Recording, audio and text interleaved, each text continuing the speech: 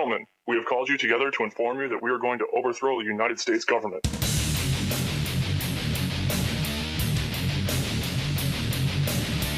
you still think that jet fuel brought down the World Trade Center?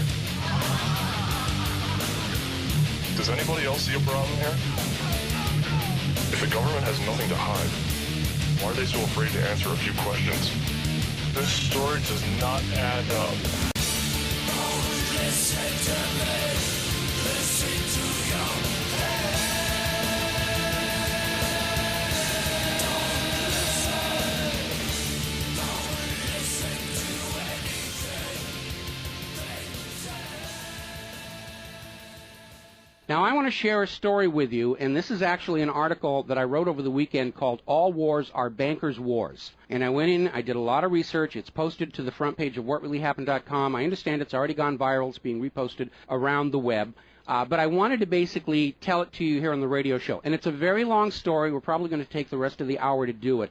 But it's something that you need to understand, that all of these wars and assassinations that we're told are crazed lone nut assassins or weapons of mass destruction or bringing democracy, all of them track back to the private central bankers as the initiating event. And the more you study this, the more you will realize all the wars are wars for the bankers, for the private central bankers. And I know a lot of people are going to have difficulty comprehending this, just how many of these wars we have fought as a nation were fought for no other purpose than to force private central banks onto nations that did not want them. So we're going to have a few examples so you understand why at this particular time in history the United States government is mired in so many wars against so many foreign nations. And there's plenty of precedents for this. Now, going back to the beginning, the United States fought the American Revolution primarily over King George III's Currency Act, which forced the colonists to abandon their own government-issued currencies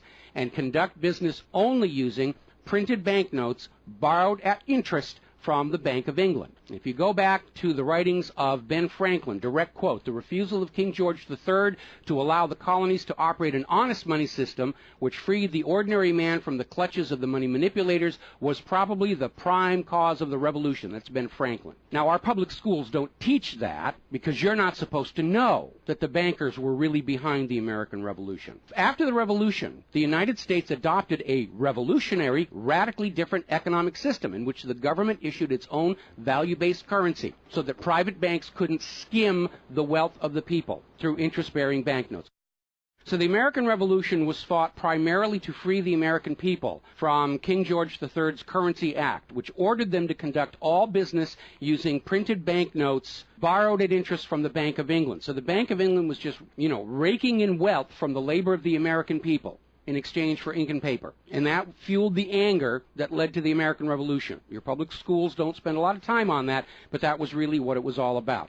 So the revolution was over, the United States was born, but the private bankers are nothing if not dedicated to their schemes to acquire other people's wealth, and they knew full well how easy it is to corrupt a nation's leaders. Now, just 1 year after Mayor Amschel Rothschild had uttered his infamous, "Let me issue and control the nation's money, and I care not who makes the laws," private bankers succeeded in setting up a new private central bank called the First Bank of the United States, largely through the efforts of the Rothschilds' chief supporter in the United States, Alexander Hamilton. Now, this First Bank of the United States was founded in 1791, and by the end of its 20-year charter, the First Bank of the United States had almost ruined the nation's economy while enriching the bank's owners. As a result, Congress refused to renew the charter and signaled their intention to go back to a state-issued, value-based currency on which the people paid no interest at all to any banker. This resulted in a threat from Nathan Mayer Rothschild against the U.S. government. Quote, "Either the application for renewal of the charter is granted, or the United States will find itself involved in a most disastrous war." End quote. Congress still refused to renew the charter for the First Bank of the United States, whereupon Nathan Mayer Rothschild railed, quote, "Teach those impudent Americans a lesson. Bring them back to colonial status." End quote. Financed by the Rothschild-controlled Bank of England, Britain then launched the War of 1812 to recolonize the United States and force them back into the slavery of the Bank of England's banknotes, or to plunge the United States into so much debt they would be forced to accept a new private central bank. And the plan worked, even though the United States won the War of 1812, Congress was forced to grant a new charter for yet another private bank, issuing the public currency as loans at interest, the second Bank of the United States. Once again, private bankers were in control of the nation's money supplied and cared not who made the laws or how many British or American soldiers had to die for it. So once again, the nation was plunged into debt, unemployment, poverty by the predations of the private central bank, and in 1832, Andrew Jackson successfully campaigned for his second term as president under the slogan, "Jackson and no bank." True to his word, Jackson succeeded in blocking the renewal of the charter for the Second Bank of the United States of America. And this was where that famous quote came from Andrew Jackson. Quote, "Gentlemen, I too have been a close observer of the doings of the Bank of the United States. I have had men watching you for a long time, and I am convinced that you've used the funds of the banks to speculate in the breadstuffs of the country. When you won, you divided the profits amongst you, and when you lost, you charged it to the bank. You tell me that if I take the deposits from the bank and annul the charter, I shall ruin 10,000 families. That may be true, gentlemen, but that is your sin. Should I let you go on, you will ruin 50,000 families, and that would be my sin. You are a den of vipers and thieves. I've determined to rout you out, and by the eternal God, I will rout you out." End quote. Andrew Jackson. Shortly after the charter for the Second Bank of the United States expired, there was an assassination attempt on Andrew Jackson, and it failed when both pistols used by the assassin, Richard Lawrence, failed to fire. Later on, Lawrence explained the motive for the assassination by saying that with President Jackson dead, money would be more plenty. So it was an assassination motivated by the interests of the bankers. Now, our public school system is as subservient to the bankers' wishes to keep certain history from you, just as the corporate media is subservient to Monsanto's wishes to keep the dangers of GMOs from you, and the global warming cult's wishes to conceal from you the fact that Earth has actually been cooling for the last 16 years. So it should probably be no surprise that the financial dimension of the Civil War are not well known to the average American. It's portrayed in our history books and our popular media as an internal dispute over slavery, but in fact it was a war with global implications. When the Confederacy seceded from the United States, the bankers once again saw the opportunity for a rich harvest of debt and offered to fund Lincoln's efforts to bring the South back into the Union at 30% interest. Lincoln remarked that he would not free the black man by enslaving the white man to the bankers, and using his authority as president, issued a new government currency, the greenback. This was a direct threat to the wealth and power of the central bankers, who quickly responded. This is a quote from the London Times following Lincoln's issuance of the greenbacks. Quote, "If this mischievous financial policy, which has its origin in North America, shall become indurated down to a fixture, then that government will furnish its own money without cost. It will pay off debts and be without debt. It will have all the money necessary to carry on its commerce. It will become prosperous without precedent in the history of the world. The brains and wealth of all countries will go to North America. That country must be destroyed, or it will destroy every monarchy on the globe." So, goaded by the private bankers, much of Europe supported the Confederacy against the Union, with the expectation that victory over Lincoln would mean the end of the greenback. France and Britain seriously considered an outright invasion on the United States in support of the Confederacy, but they were held at bay by Russia. A little bit of history most Americans don't understand. Russia came to the aid of Lincoln's Union during this crisis. Now, at that time, Russia had just ended their serfdom system, and they had a state central bank similar to the system the United States had been founded on. Now, free of European intervention, the Union won the war, and Lincoln announced his intention to go on issuing the greenbacks. Following Lincoln's assassination, the greenbacks were pulled from circulation, and the American people forced to go back to an economy based on banknotes borrowed at interest from the private bankers. So finally, in 1913, the private central bankers of Europe, in particular the Rothschilds of Great Britain, the Warburgs of Germany, met with their American financial collaborators on Jekyll Island, Georgia, to form a new banking cartel with the express purpose of forming the Third Bank of the United States, with the aim of placing complete control of the United States money supply once again under the control of private bankers. Owing to hostility over the previous banks of the United States, the name of this third bank was changed to the Federal Reserve, in order to grant the new bank a quasi-governmental image. But in fact, it is a privately owned bank. It's no more federal than Federal Express. In fact, last year, the Federal Reserve successfully rebuffed a Freedom of Information lawsuit by Bloomberg News on the grounds that as a private banking corporation, and not actually a part of the U.S. government, the Freedom of Information Act did not apply to the operators of the Federal Reserve. So 1913 proved to be a transformative year for the nation's economy. First, with Congress' passage of the 16th Income Tax Amendment and the false claim it had been ratified. Here's another direct quote. I think if you were to go back and try and find and review the ratification for the 16th Amendment, which was the internal revenue, the income tax, I think if you went back and examined that carefully, you would find that a sufficient number of states never ratified that amendment, end quote. That's U.S. District Court Judge James C. Fox in Sullivan versus United States, 2003. Later that same year, 1913, and apparently unwilling to risk another questionable amendment, Congress passed the Federal Reserve Act over the Christmas holiday in 1913, while members of Congress opposed to the measure were at home. This was a very underhanded deal, as the Constitution explicitly vests Congress with the authority to issue the public currency, does not authorize its delegation, and thus would have required a new amendment to transfer that authority to a private bank. But pass it, Congress did, and President Woodrow Wilson signed it as he promised the bankers he would in exchange for generous campaign contributions. Now, President Wilson later regretted that decision. You've probably heard this quote before, but you're going to get it again. Quote, "I am a most unhappy man. I have unwittingly ruined my country. A great industrial nation is now controlled by its system of credit. We are no longer a government by free opinion, no longer a government by conviction and the vote of the majority, but a government by the opinion and duress of a small group of dominant men." That was Woodrow Wilson writing in 1919. Now, 1 year after the passage of the Federal Reserve Act, World War I started, and it is important to remember that prior to the creation of the Federal Reserve, there was no such thing as a world war. Now, World War I actually started between Austria, Hungary, and Serbia, but quickly shifted to focus on Germany. Why Germany? They didn't start the war. Why was Germany the villain in World War I? Well, the real reason was their industrial capacity was seen as an economic threat to Great Britain. Great Britain's pound was already in decline at the time because too much economic emphasis was on banking and finance, and not enough was on agricultural development, industrial development, and infrastructure. It's very much like the situation we have in the United States right now. All the financial operatives, they want to play the Wall Street games, and other parts of the economy are being neglected. We've lost a great deal of our manufacturing. We're not the agricultural exporter we used to be because everybody's over there at Wall Street playing in that giant open-air casino. Now, pre-war Germany did have a private central bank, but it was under strict control by the German government to keep inflation at reasonable levels and to make sure that all of the German economy was being properly funded, just like Putin did with their central bank about a month ago.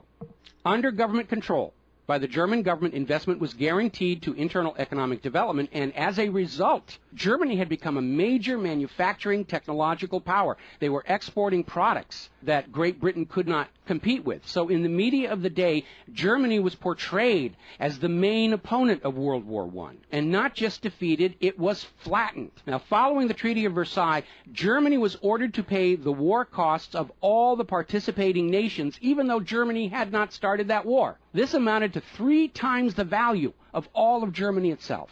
Germany's private central bank, to which the German government had gone deeply into debt to pay the cost of the wars, was allowed to break free of government control. That led to the massive inflation of the Weimar Republic, followed, permanently trapping the German people in endless debt. And money speculators were running rampant, and it led to these situations where you had literally a whole basket full of paper notes to get a loaf of bread. Now, when the Weimar Republic collapsed economically, it opened the door for the National Socialists to take power.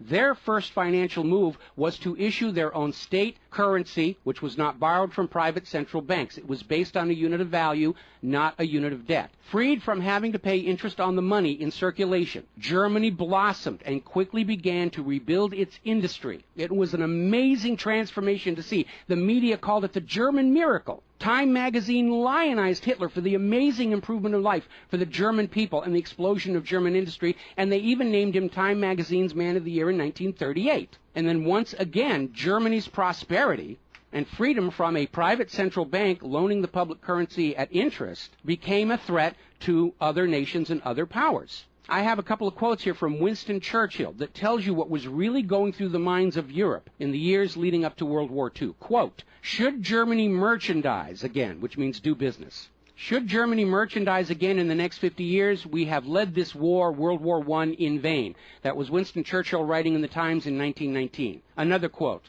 Quote, we will force this war upon Hitler if he wants it or not, end quote. Winston Churchill in a 1936 radio broadcast. Quote, Germany becomes too powerful. We have to crush it, end quote. Winston Churchill in November 1936 speaking to U.S. General Robert Wood. Quote, this war is an English war, and its goal is the destruction of Germany. Winston Churchill, autumn 1939 broadcast. So it was all about economics and profitability. Now, Germany's state-issued value-based currency was also a direct threat to the wealth and power of the private central banks around the world. And as early as 1933, they started to organize a global boycott against Germany to strangle this upstart ruler who thought he could run his nation without a private central bank. Now, as had been the case in World War I, Great Britain and other nations threatened by Germany's economic power looked for an excuse to go to war. And as public anger in Germany grew over the boycott, Hitler foolishly gave them that excuse. Years later, in a spirit of candor, the real reasons for the war were made clear. Quote, the war wasn't only about abolishing fascism, but to conquer sales markets. We could have, if we had intended so, prevented this war from breaking out without doing one shot, but we didn't want to. End quote. Winston Churchill to Harry Truman, March 1946. One more quote here.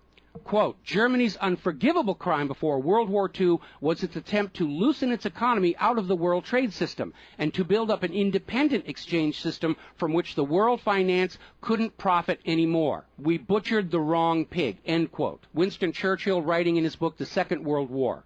Now, a little side note, we're going to actually step back in time to the years before World War II. A little bit of history a lot of Americans are still completely unaware of. And it involves a gentleman by the name of Marine Corps Major General Smedley Butler. In 1933, Wall Street bankers and financiers had bankrolled the successful rise to power of Hitler and Mussolini. Brown Brothers Harriman in New York, and they're still there. I saw them when I was there for the 9/11 anniversary. They were financing Hitler right up to the day war was declared with Germany. And these Wall Street financiers decided that a fascist dictatorship in the United States, based on the one Mussolini had in Italy, was going to be far better for their business interests than Roosevelt's New Deal, which threatened massive wealth redistribution to recapitalize the working and middle classes of America. So the Wall Street tycoons recruited General Butler to lead the overthrow of the U.S. government and install a Secretary of General Affairs who would be answerable to Wall Street and not the people, would crush social unrest and shut down all the labor unions. General Butler pretended to go along with the scheme, but then exposed the plot to Congress.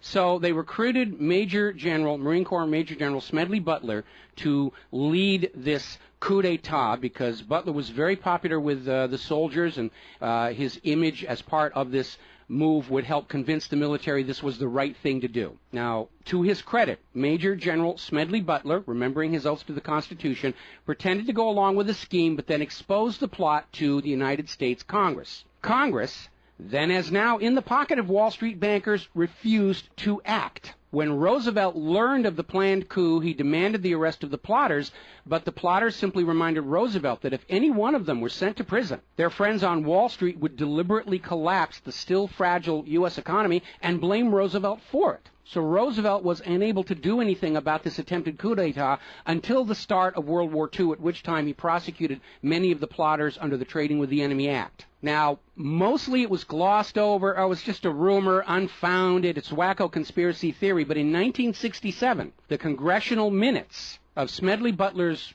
revelation to Congress of the coup were finally released to the public. You ever see this movie 7 Days in May, Kirk Douglas and Burt Lancaster, about an attempted military takeover of the United States of America? It was based loosely on this story. But of course, in the movie, the bankers being behind the Burt Lancaster character was completely removed from the script here. Now, Smedley Butler is also famous for writing a work called War is a Racket. And I would like to read you a quote from that. Quote, I spent 33 years and 4 months in active military service as a member of our country's most agile military force, the Marine Corps. I served in all commissioned ranks from second lieutenant to major general. And during that period, I spent more of my time being a high-class muscle man for big business, for Wall Street, and for the bankers. In short, I was a racketeer, a gangster for capitalism.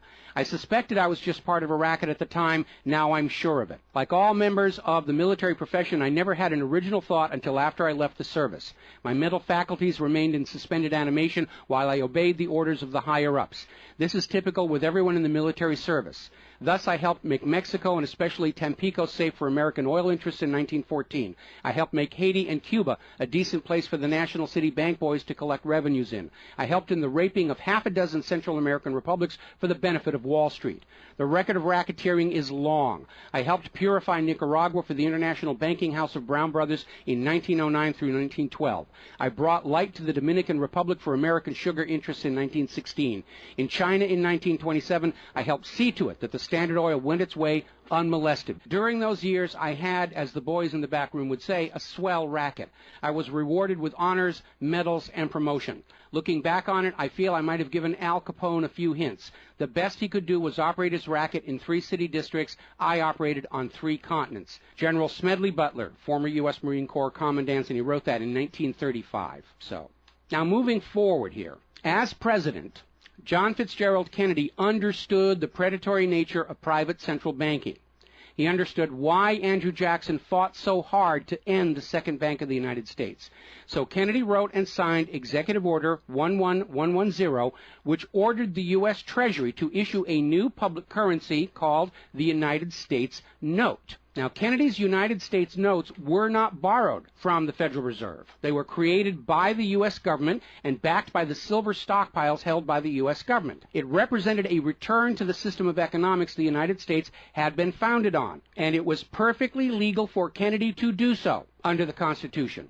All told, some $4.5 billion went into the public circulation, which eroded interest payments to the Federal Reserve and loosened their control over the nation. 5 months after signing Executive Order 11110, John F. Kennedy was assassinated in Dallas, Texas, and the United States notes pulled from circulation and destroyed. Following Kennedy's assassination, John J. McCloy, president of the Chase Manhattan Bank and president of the World Bank, was named to the Warren Commission. Now, I don't care how good a banker he is. He's not qualified to be investigating a murder, which is what we were told the Warren Commission was all about, to get the truth of the assassination. But we all know that the Warren Commission was there to cover up what was going on, and obviously we can presume safely that John J. McCloy's presence on the Warren Commission was to make sure the American public never got even a hint of the financial dimensions behind the assassination. So, as we enter the 11th year of what I am certain future history will most certainly describe as World War III, we need to examine the financial dimensions behind all these wars. Why are we here? Why are our children being killed and crippled? Is this another war for the profit of the private central bankers? And the answer is yes. Now, toward the end of World War II, when it became obvious that the Allies were going to win and dictate the post-war political environment, the major world economic powers met at Bretton Woods, a luxury resort in New Hampshire, in July of 1944, and they hammered out the Bretton Woods Agreement for International Finance. The British pound lost its position as the global trade and reserve currency to the U.S. dollar. There are indications this was part of the price demanded by Roosevelt in exchange for the U.S. entry into the war. Now, absent the economic advantages of being the world's go-to currency, Britain was forced to nationalize their Bank of England in 1946. The Bretton Woods Agreement, ratified in 1945, in addition to making the dollar the global reserve and trade currency, obligated the signatory nations to tie their currencies to the dollar. The nations that ratified Bretton Woods did so on 2 conditions. The first was that the Federal Reserve would refrain from overprinting the dollar, basically as a means to loot real products and produce from other nations in exchange for ink and paper. It basically was an imperial tax imposed by the U.S. economic system on the rest of the world. That assurance of no overprinting was supposedly backed up by the second requirement, which was that the U.S. dollar would always be convertible back to gold by the U.S. government at $35 an ounce. Now, of course, the Federal Reserve being a private bank and not answerable to the U.S. government, did in fact start overprinting paper dollars, which were sent to other nations around the world, and under Bretton Woods, they had to send back products and produce and raw materials at full value. And much of the perceived American prosperity of the 1950s and 60s was the result of these foreign nations having to send real raw materials, goods, produce, back to the United States in exchange for these little pieces of paper with ink all over them, because they were forced to accept these paper notes as being worth $35 per ounce of gold. Then in 1970, France started looking at this huge pile of printed paper notes sitting in their bank vaults, for which real French products like wine and cheese had been traded, and it notified the United States government that they would exercise their option under Bretton Woods to return all those paper notes for gold at the agreed-upon $35 per ounce exchange rate. The problem was the United States had nowhere near the gold to redeem all those paper notes.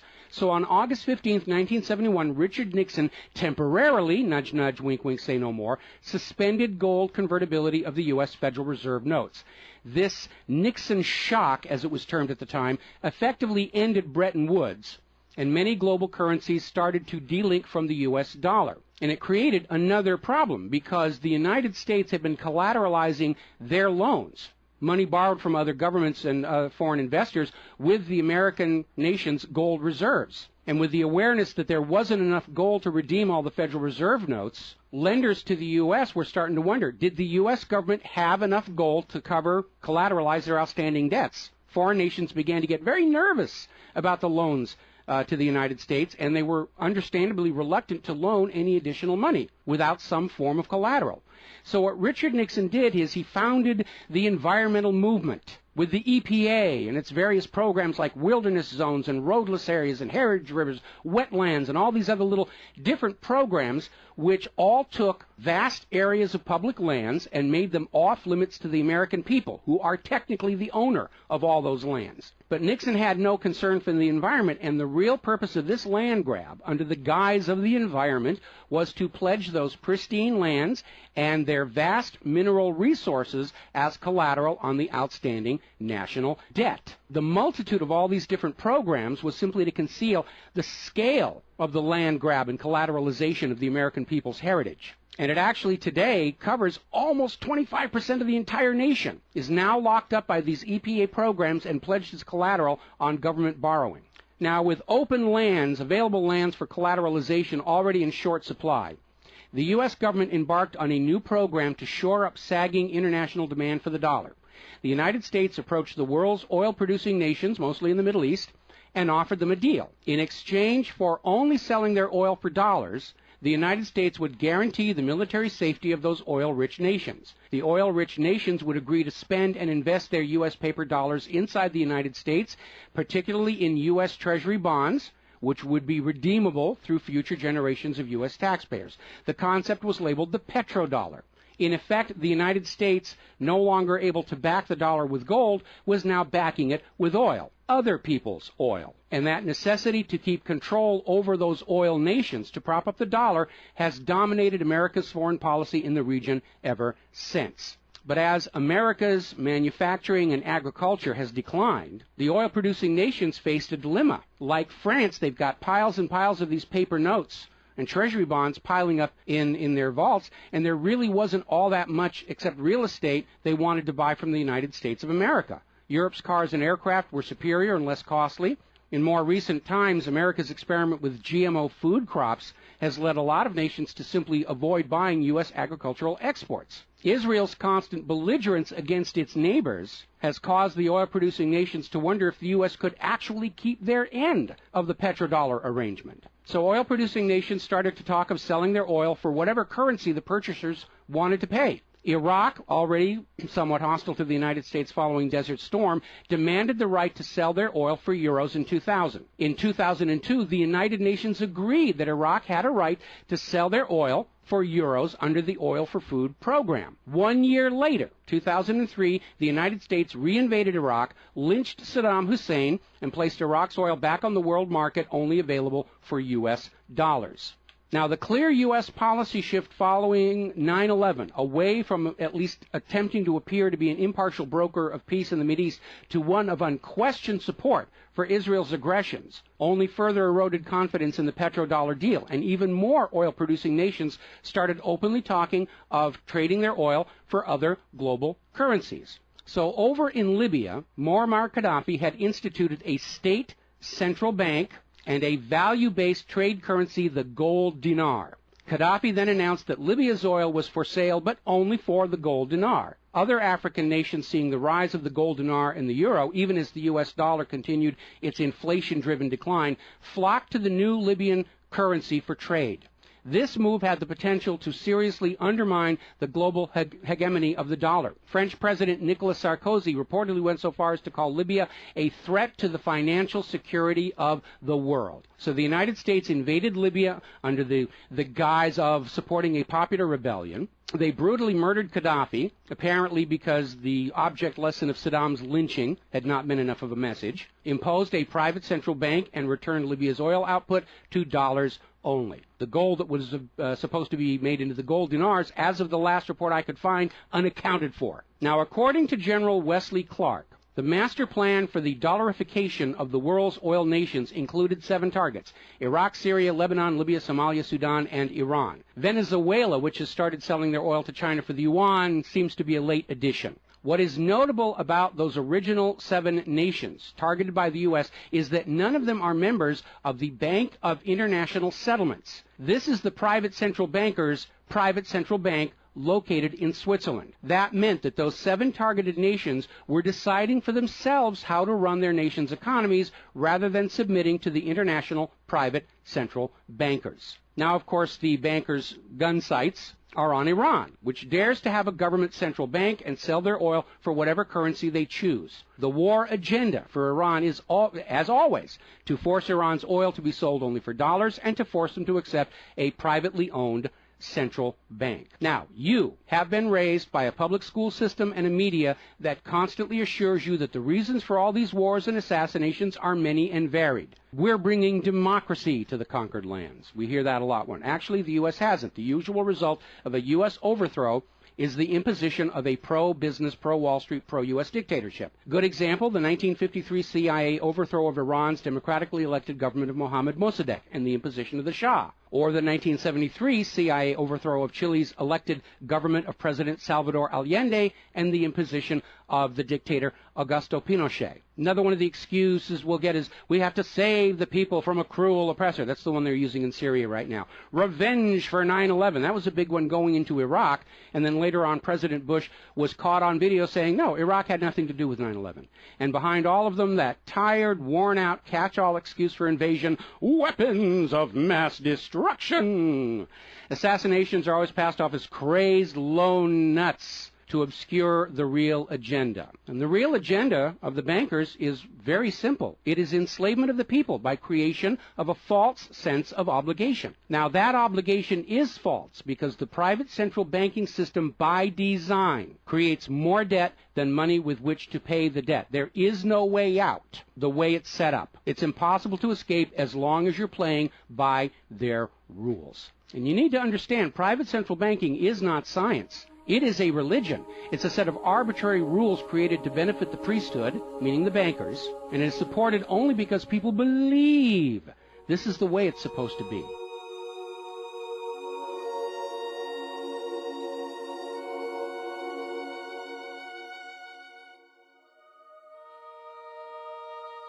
It is a religion. It's a set of arbitrary rules created to benefit the priesthood, meaning the owners of the private central banks. The fraud persists with often lethal results only because the people are brainwashed into believing that this is the way life is supposed to be, and no alternative exists or should even be dreamt of. Now, this same approach, the same brainwashing, was true of 2 earlier systems of enslavement, rule by divine right and slavery, both systems built to trick people into obedience, and both now recognized by modern civilization as illegitimate. So now we are on the verge of a new era in history where we will recognize that rule by debt rule by private central bankers issuing the public currency as a loan at interest is equally illegitimate. It only works as long as people allow themselves to believe that this is the way life is supposed to be. But you need to understand something that's the core of the issue. Private central banks do not exist to serve the people, the community, or the nation. Private central banks exist to serve their owners, to make them rich beyond the dreams of Midas, and all for the cost of ink, paper, and the right bribe to the right official, and the occasional assassination. But behind all these wars and all these assassinations, the 100 million plus horrible deaths from all of these wars, lies a single policy of financial dictatorship. The private central bankers only allow rulers to rule, only on the promise that the people of a nation be enslaved to the private central banks. Rulers who do not go along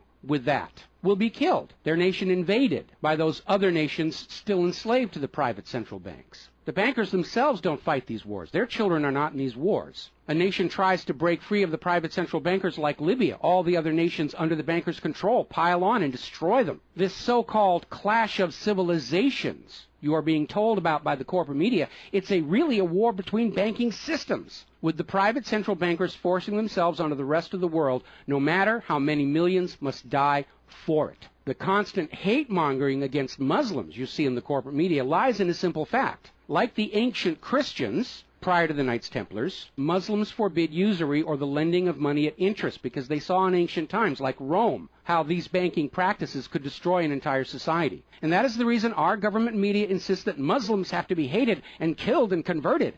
They refuse to submit to currencies loaned at interest. They refuse to be debt slaves. That makes them a threat to the natural order of the world, the new world order of global fascist dictatorship. So, off to war your children must go to spill their blood for the money junkies' gold. We barely survived the last 2 world wars. Now we're going into the third one in the nuclear bioweapon age. That is very dangerous. We have to ask ourselves, are the private central bankers willing to risk incinerating the whole planet to feed their greed? Apparently so. You as parents, as siblings, as spouses, need to ask yourself, do you really want to see your loved ones in uniform, killed and crippled, all for a bank balance sheet? But the whole point of this article, the whole point of what I'm sharing with you today, and this is all history, you can go out and hunt it down for yourself. Behind all the flag waving, behind all the propaganda, behind the crazed lone nut assassins, weapons of mass destruction, all of the modern wars this nation have fought are wars by and for the private bankers, fought and bled for by third parties unaware of the true reason they're expected to gracefully accept being killed and crippled for. And the process is quite simple. We've explained it before on this show. As soon as the private central bank issues its currency as a loan at interest, the public is forced deeper and deeper into debt. When the people are reluctant to borrow anymore, that's when the Keynesian economists demand the government borrow more to keep the pyramid scheme working. When both the people and the government refuse to borrow anymore, that is when the large wars get started, to plunge everyone even deeper to debt to pay for the war, and then after the war to borrow even more to rebuild. And when these horrible wars are over, the ordinary people have basically what they had before the war, except their graveyards are a lot larger, and everyone is in debt to the private bankers for the next century. That is why Brown Brothers Harriman in New York was funding the rise of Adolf Hitler, because war is the bankers' richest harvest. We all need to recognize this is what all these wars have been about. Private central banking, enlarging their domain, imposing their will on nations that do not want it, imposing their system on the rulers of nations who do not want it. Bribery, blackmail, assassination, they will do anything to maintain their stranglehold on the productivity of the world's people. And as long as private central banks are allowed to exist, inevitably, as the night follows the day, there will be poverty, hopelessness, millions of deaths in endless world wars until the earth itself is sacrificed in flames to Mammon. The path to true world peace lies in the abolishment of all private central banking everywhere and a return to the state-issued, value-based currencies that allow nations and people to become prosperous through their own labor and development and efforts. Now, I mentioned the Knights Templars. Prior to the Knights Templars, Christianity, like Islam, forbade usury because Christianity, much of Orthodox Christianity, came out of Rome, and they had seen firsthand what debt-based economies do, even to the Roman Empire. They'd seen it firsthand, so they had a ban on usury. And the Knights Templars were able to basically either bribe or blackmail the Pope to get a special dispensation that allowed them to rent money, is what they called it. They didn't call it usury, they called it renting money. A lot of modern predatory banking practices were pioneered by the Knights Templars, and they plunged Europe into hopelessly unpayable debt until finally French King Philip IV, otherwise known as Philip the Fair, did the only solution he could do, because he understood as long as you believed in the rules of the bankers, as long as you played by the rules they created to serve themselves, you are hopelessly trapped. And so Philip thought outside the box, and I know he's demonized for it, but in looking at the history of the Templars, it was his last resort. He sent messages to all of the regions in France, secret orders on the same time, in the same moment, on the same day. All of the Templars were arrested, and their commanderies, which is what they called their banks, were broken into, looking for looted wealth. They didn't find a lot of it. It was a paper empire, just like the Federal Reserve is. It's all based on paper. There's nothing of any real value there. It's all paper notes. And he sent the Templars to prison and execution, except for Scotland and Portugal, where the Pope and King Philip IV really didn't have a lot of control. I think that the governments of the world, looking at the situation, looking how close we are to seeing this current world conflict emerge into a full-blown global thermonuclear war, that maybe they need to start thinking about the wisdom of King Philip the Fair and say it's time to simply grab all these private central bankers all at the same time so they can't simply skedaddle from one nation to another and come back and try the same thing again, as they will inevitably do, because these people are addicts. They're hopelessly addicted to other people's money. That's why we call them money junkies. When we see somebody who's addicted to cocaine or methamphetamine or heroin, and we can easily see how they're destroying their home and community around them. Now we need to look at these money addicts and look at how they're destroying the entire world around them. And it's time for an intervention. It's time for us to become private central banking heretics, to stop believing that this is the way life is supposed to be, because it isn't. It isn't even the way the United States was actually started. And they're trying as hard. Look at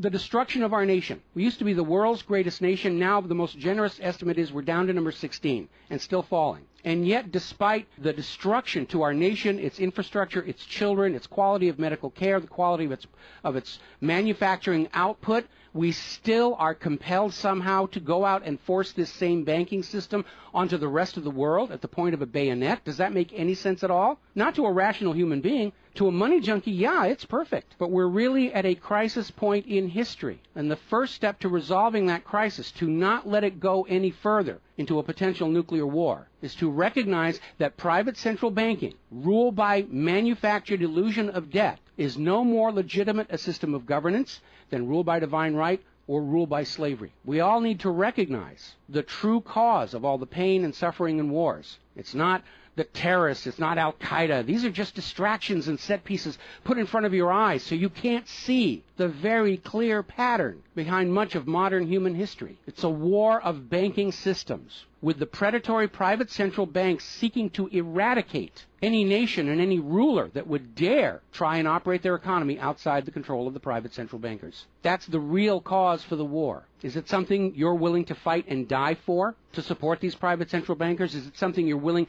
to let your sons and daughters and brothers and sisters be blown to bloody bits for, so the money junkies can have their latest fix, just a little tiny bit more gold or a little larger number on the bottom of that brokerage statement, so they can have today's thrill, their fix of money that is bought with the blood of your children? I don't think so. But the time has come to point out what really is the cause of all causes behind all the wars and suffering that our planet is having to endure and our people are having to endure. The common enemy of all humankind are private central banks issuing the public currency as a loan at interest. And as history will show, they will do anything, up to and including global wars, to keep their lock on yours and your children's future economic well-being and productivity. We're not a free society. Media will tell us that we're free, but we're not free. We are slaves. Our slave chains are made of paper, and that paper is the Federal Reserve note. Too few of our leaders have tried to stand up to this system of enslavement, usually with lethal results. But if all the people of the world at the same time stand up and say no more private central banks, it will come crashing down, just as slavery did, just as rule by divine right did, and then we'll be embarking on a new era in human history, where the emphasis on social development is on the people and not on the money junkies.